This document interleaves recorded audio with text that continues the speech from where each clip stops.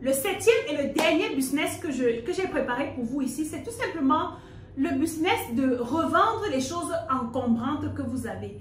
Vous êtes une femme, vous n'avez pas de boulot, mais par exemple, votre gars vous a offert un téléphone, je ne sais pas, un Samsung Note 10 Pro ou bien un iPhone 13 Pro Max qui est sorti récemment.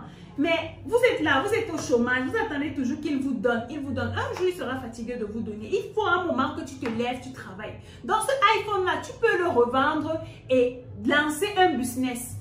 Arrête d'être au chômage, arrête de penser qu'on doit toujours te donner. Non, ils ne sont pas obligés de le faire. Vous avez des vêtements dans vos garde-robes que vous ne portez pas.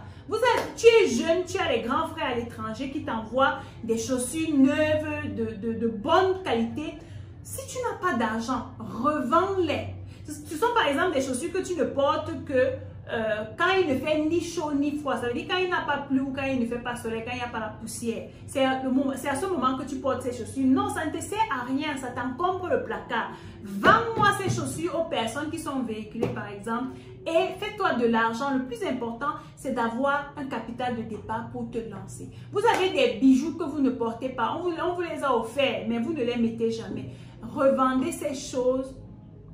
Terry Severfoy, par exemple, dit que declutter your room. Declutter veut dire tout simplement se débarrasser, enlever, mettre de l'ordre dans ta maison, en revendant. Certaines femmes, ou bien vous êtes étudiante, les parents ne vous envoient pas assez d'argent, mais tu as 4 marmites dans ta chambre d'étudiante. Tu fais quoi avec tout ça? Revends-les.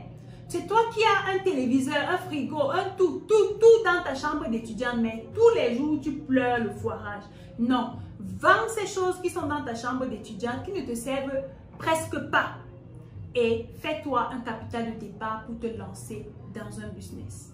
On arrive donc au terme de cette vidéo et si tu as bien suivi, tu comprends donc que l'argent n'est pas un frein pour celui qui souhaite vraiment entreprendre. Donc si tu as du temps ou tu as de la compétence, tu comprends ici que tu peux te lancer, mettre en place un système et grandir. Souviens-toi que l'entrepreneuriat est avant tout un état d'esprit et que le succès se trouve au bout de la persévérance. Donc, commence quelque part, commence là où tu es avec ce que tu as pour grandir.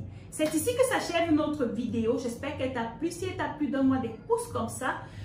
Abonne-toi si tu n'es pas encore abonné, partage cette vidéo et laisse-moi un commentaire. Dis-moi parmi ces idées business que je t'ai données, quelle est l'idée qui t'a le plus parlé, qui t'a intéressé? Par où est-ce que tu vas commencer dès maintenant? Vu que tu n'as pas besoin d'argent pour lancer ces business que je viens de te donner, dis-moi tout ça en commentaire et ce sera avec plaisir que je vais te répondre.